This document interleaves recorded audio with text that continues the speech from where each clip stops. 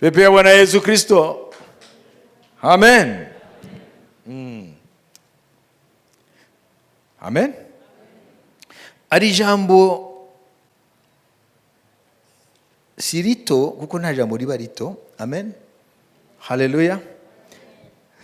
Timote wa mbere igice cya mbere ku murongo wa 18 kuza kuri 20 ariko umurongo ni wa 19 vuba vuba.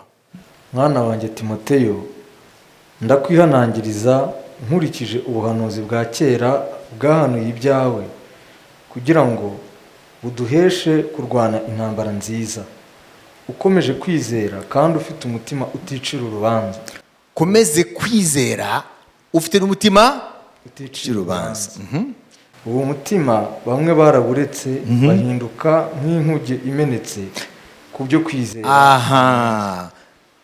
Ngo bahindutse nk'inkuge imenetse kubwo kwizera, kubyo kwizera.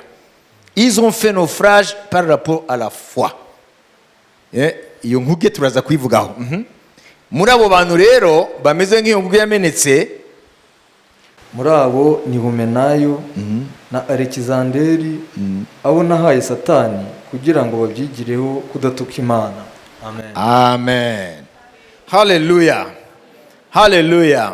Paulo aravuga ngo kwizera n'umutima nama uticira urubanza. Ibyo nibyo bituma umuntu akomeza guhagarara mu nsinzi ya Yesu Kristo. Satani rero arabizi. Icyambere arinjira mu buzima bwawe mu buryo udashobora kwibaza, hanyuma yamara kwinjira noneho ngo ubuzima bwawe bugahinduka nk'inkuge yamenetse. Iyo ubwato bwamenetse bigenda gute?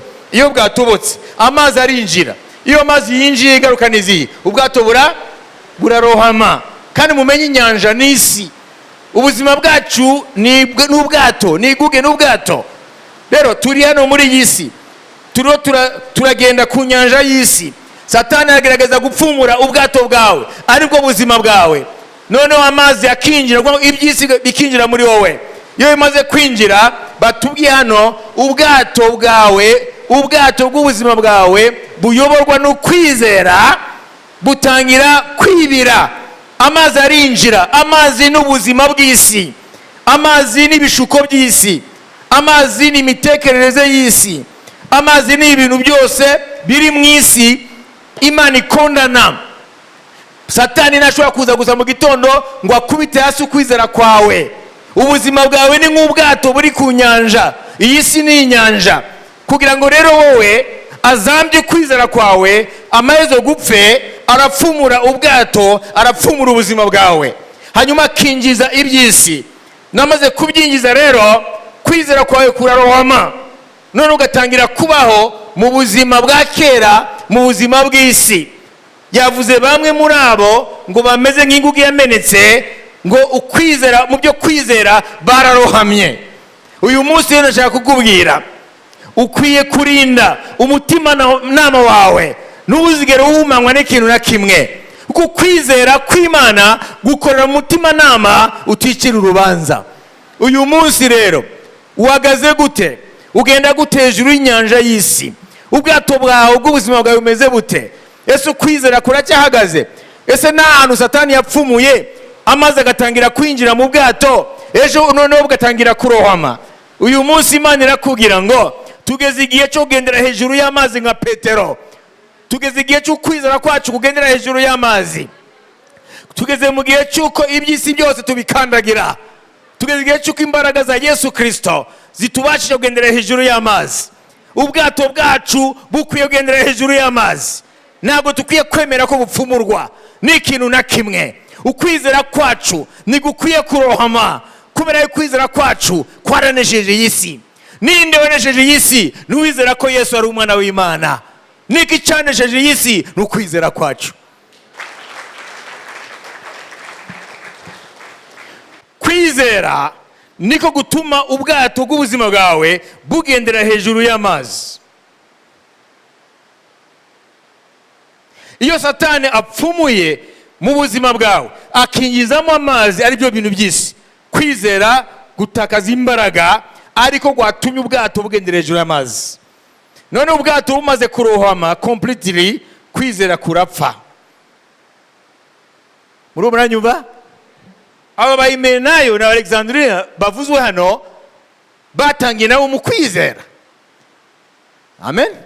Niba bamaso noneho Satani arapfumura ubuzima bwabo, none ubwato bwabo burarohama. Batakaza kwizera, batakaza n'umutima uticira urubanza. Babona yuko batakiri babandi Imana yari yashimye. Reka nangize kuri iki. Murazi umuntu yitwa Dema yagenanye na Paulo mu butumwa. Bageze Tesalonike atwarwa n'ibyisi. Ubwato bwe burapfumuka. Amazi yarinjira, ngo ibyisi, umunezero w'ibyisi, akumbura isi. Isi iramwinjirana. Imaze kumwinjirana, Dema baramubura muri ekipe apostolike ya Paulo. Baramubura.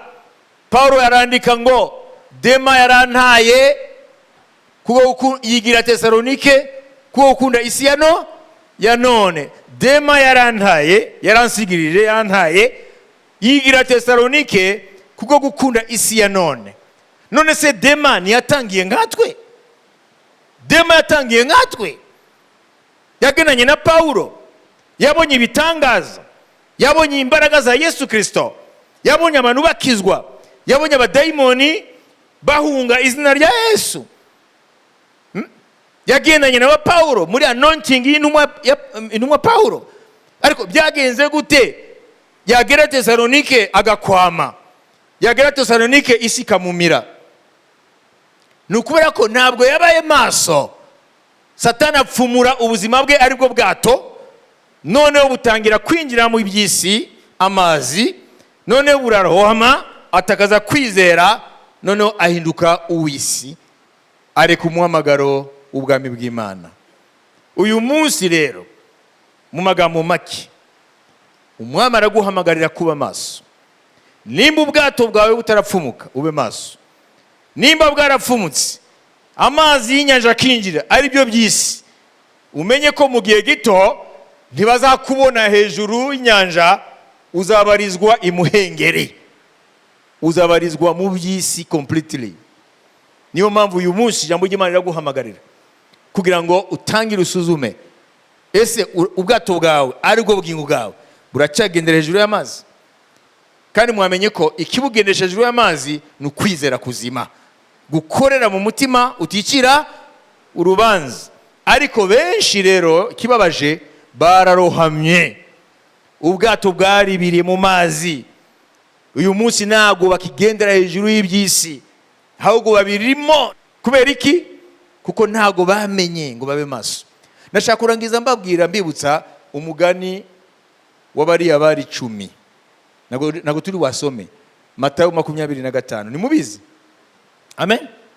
Matayo 24, umwami intumwa cyangwa abigishwa bamubajije ikibazo ngo tubwire umunsi w'imperuka, umunsi wo gusenyuka kwa Yerusalemu, umunsi w'imperuka n'umunsi wo kuzaza kwawe. Ni ikibazo cy'ibimenyetso by'ibihe. Ese Yesu azaza ryari? Matayo 24. Matayo 25, umwami ariwe arasubiza ikibazo, ariko akagisubiza afite intego yo kuvuga ngo kuko nta muntu azi umunsi n'isaha, icyo mbabwiye mwebwe ba Petero nicyo mbwiye bose mu gihe cyose abana b'abantu bari ku isi bazamenye ngo bakwiye kuba maso. Amen. Atanga rero umugani w'abari 10. Uriya mugani iyo utazi ibyo bita arrière plan culturel, uko hariya muri Aziya yo hagati na Israeli irimo babagaho cyane cyane mu byerekeye amakwe, ntushobora kumenya ibyo ari byo. Aravuga ngo abari 10, 5 barafite amatabaza n'abandi 5 barayafite, ariko 5 b'ubwenge bari bafite amatabaza bakagira n'amavuta na peteroli. Ngo hanyuma ngo bari bategereje umukwe. Baravuga ati umukwe araje minuit. Babandi 5 barafite amatabaza n'amavuta baragenda basanganira umukwe, barinjira mu bukwe. Babandi batanu bafite amatabaza ariko yarazimye kera niba bimenya, basaba banditse muduhe ku mavuta makiyete matara atoya ati nimugende mushakisha aho mwayagura. Noneho mugiye bakigiye gushakisha aho bagura amavuta ngo bongere bacanye amatabaza yabo, ubu sare inzu y'ubukwe imaze gufungwa, bagarutse bati muni mugende mwe nago tubazi. Iyo utazi rero amakwe kuntu yakora kira gihe, hari ibyo udashobora kumva. Ico gihe cya Yesu iyo habaye ubukwe mu muco wabo, umugeni bamutanaga ku mukwe iyo habaye mariage, ariko mbere habaga cortege. Nuvuga ngo umukwe n'abamwerekeje bafata rugendo bagiye gufata umugeni, hanyuma umugeni nawe iwabo n'abandi bakobwa b'inshuti n'ibiki byose muri yo quartier nabo bafata rugendo baza kugira ngo basanganire umukwe. Kandi mu muhango wabo bitwazaga amatabaza. Wari umuhango yasemburiza ubuzima n'ibindi byose. Noneho hari igihe rero habaga impamvu ituma guhura kw'izo cortege ebyiri bitinda, bamwe amatabaza akazima, kandi kirazira kuzinjira mu nzu y'umukwe aho ari winjize umugeni nta tabaza ryaka. Yesu rero akoresha umuco basanzwe bazi kugira ngo ababwire ngo mube maso mu by'ubwami nabyo. Igikuru si kugira itabaza agakiza, ahubwo igikuru no kukantretena. Imana ihabwa icyubahiro. Ninde yumvise? Igikuru ntabwo ari gukizwa uyu munsi, igikuru ni gukomeza gushishikarira mugakiza, kandi ibyo nibishoboka udafite ubusabane n'Imana mu Mwuka Wera. Amavuta, haleluya, amavuta akomeza kutubamo uko twegera Imana, uko dusabana nayo. Noneho rya tabaza ryacu rikashurizaho kwaka itabaza n'ubuhamya bw'agakiza kacu. Ubwo buhamya ni bushobora kuba authentique mu gihe amavuta adahari. Kana amavuta y'Umwuka Wera ntashobora kutuzaho tudafite ubusabanye buhoraho n'Umwami wacu Yesu Kristo. Nirabyumvise? Uyu munsi rero mbere ko dusenga, nashaka kukubaza, ubwato bwawe buracyagendera hejuru y'inyanja cyangwa bwarapfumutse, cyangwa iby'isi byarongeye kwinjira mu buzima bwawe? Ese kwizera kwawe kuracyahari? Ese uracyafite umutima utagucira urubanza imbere y'Imana, cyangwa ujya mu mihango n'imigenzo yo kujya gusenga gusa? Nashaka muri data ubitekereze mu buryo buhambaye. Ubuzima bwawe nimba ari nk'ubwato, kandi ubwato bugendera hejuru y'amazi mu gihe cyose nta mazi abwinjiyemo, ese ubuzima bwawe buracyagenda hejuru y'amazi? Nako ubwato bw'ubuzima bwawe buracyagenda hejuru y'amazi, cyangwa Satani yarapfumuye amazi arinjira, ahubwo ubwato bwawe nimba butarajya imuhengeri bugeze hafi kumanuka? Niyo mpamvu ubona umuntu atangira kugabanuka buhoro buhoro, kutangira kubona mwene data atangiye guhindura imvugo, atangiye guhindura ingendo. Ntuzajye wibaza byinshi, ubwato bwapfumutse. Hanyuma mu gihe kizaza uzamushaka no mugakiza umubure yisubiriye mu isi. Nuvuga ngo ubwato rero bwariho buribira buhoro buhoro butaramanuka bwose, akaba kijya mu rusengero, akaba kivuga ngo haleluya, ariko wakumva mu biganiro bye ukumva ko ari ikintu cyahindutse. Wareba umurava yarafite ugasanga uragenda ucogora, wareba wakumva igihe cyose muhuye ku imvugo yahindutse, atangiye kurelativiza agakiza n'ibindi, umenye ko umuntu amaze kuba in danger. Ubwato bwe bwapfumutse, akwiye gutabarwa, akwiye gusengerwa, akwiye kuganirizwa, kuko mu gihe gito ubwo bwato uzabubura completely. Niho usanga ati umuntu mugakiza ntagihari, no mu nzu y'Imana ntagihari. Nuvuga ngo ubwato bwaramanutse imuhengeri. Uyu munsi Imana ishaka yuko ukanguka, ubwato bwawe buboneke hejuru y'inyanja. Uriya mugani w'abari 10 urangiza uvuga ngo mube maso ko mutazi n'iryari sobuja azazira. Iryo niryo somo Yesu yatanze, mube maso. Iyo umuntu atabaye maso amera nka Dema, asubira mu isi. Cyangwa nimba adasubiye mu isi, kuko turi mu gihe cy'uburyarya bwinshi, abo umukristo w'indyarya, kandi indyarya ni nyinshi mu matorero. Ariko uyu munsi Imana iraguhamagaye, ugendere hejuru y'inyanja. Reka ubwato bwawe tububone. Haleluya. Reka ubwato bwawe tububone. Imana ihabwe icyubahiro. Haleluya. Reka ubwato bwawe tububone ku nyanja. Imana ihabwe icyubahiro. Reka itabaza ryawe turibone ryaka, kubera ko umwami wacu ari hafi kugaruka. Haleluya. Reka amato yacu aboneke hejuru y'inyanja y'isi. Haleluya. Hari ijambo muri droit iyo bavuze plaque y'ubwato, ntabwo ari plaque ngizi, bavuga ngo un bateau battant pavillon. Nuvuga ngo ubwato bwo mu Bugiriki bufite plaque yerekana ko ari bwo mu Bugiriki, kandi bufite idarapo. Reka rero ubwato bwawe bugaragaze hejuru y'inyanja idarapo y'ubwami bw'Imana. Imana ihabwe icyubahiro. Haleluya. Haleluya. Haleluya. Ariko se message mwayumvise, ariko niba mutware ikintu kimwe, ubwato ku nyanja nida flag y'ubwami bw'Imana. Imana ihabwe icyubahiro. Amen. Mutware n'ikindi, itabaza ritari empty, byuzuye amavuta, kandi rimurika. Nimutware ibyo, umwami naza ce soir, muvuge muti ce soir, this evening, nimugoroba, jioni, ntabwo ari bugusige, uramusanganira hariya.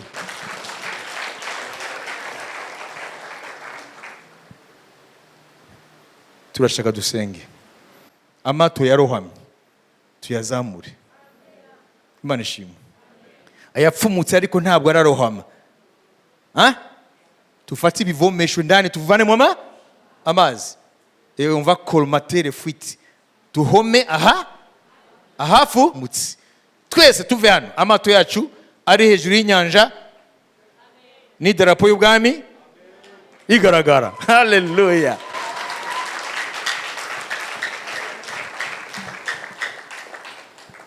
Ninde ijambo ry'Imana ryumvise? Wumva hari icyo wasengera? Tuhaguruke. Haleluya. Haleluya. Haleluya. Zamura amaboko yawe.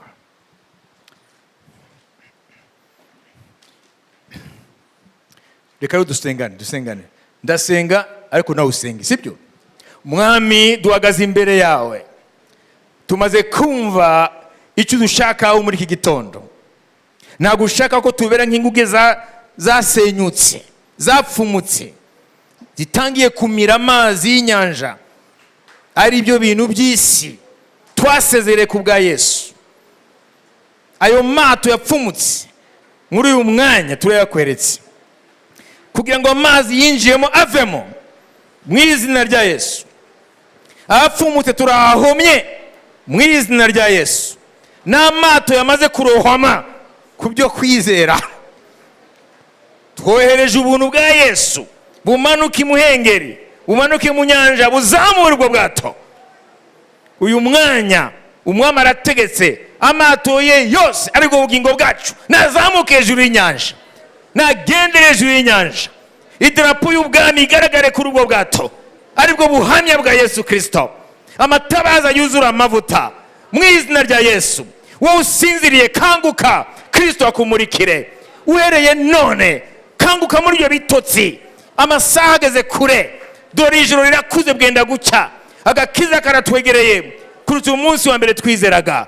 Ubwato bwawe buzamuke bugendere hejuru y'inyanja. Haleluya.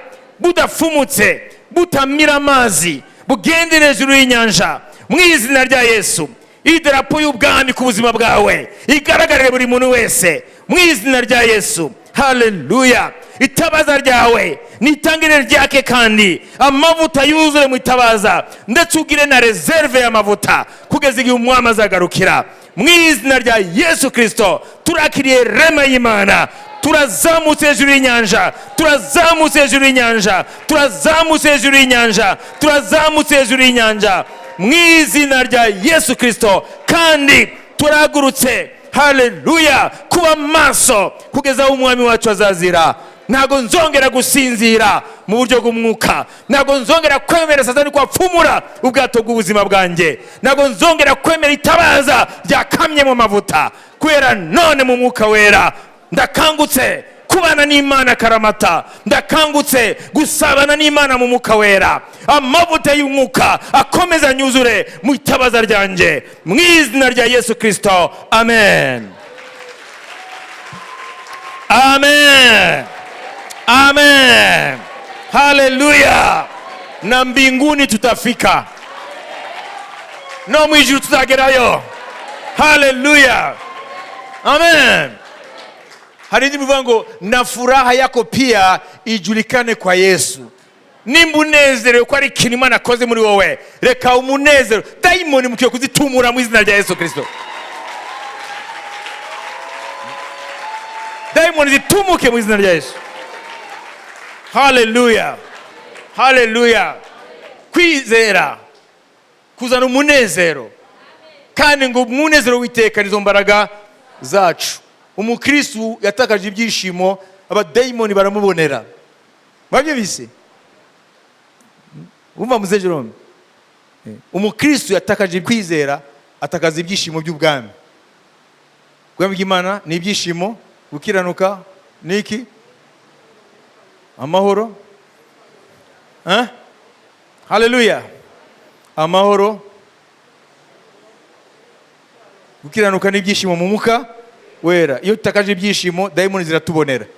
Uyu munsi rero ubwato bwawe ndizera ko buri hejuru y'inyanja, kandi ko darapo y'ubwami iragaragara mu buzima bwawe.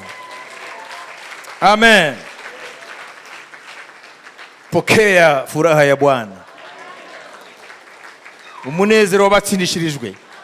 Haleluya. Nashaka rero gusaba wowe twagusengeye nawe wasenze, ariko birashoboka yuko ukeneye ko abakozi b'Imana mu buryo bw'umwihariko bagusengera. Nimba utarakira Yesu bagufashe kwakira umwami Yesu kuko igihe kiri bugufi ko agaruka. Nimba uri umukristo ukaba wararohamye nubwo twagusengeye, rwose waratakaje kwizera, urabizi nawe uze gusigarana abakozi b'Imana bagufashe. Abasigaye rero ndabashimiye cyane mu izina rya Yesu ko mwanteze amatwi. Haleluya.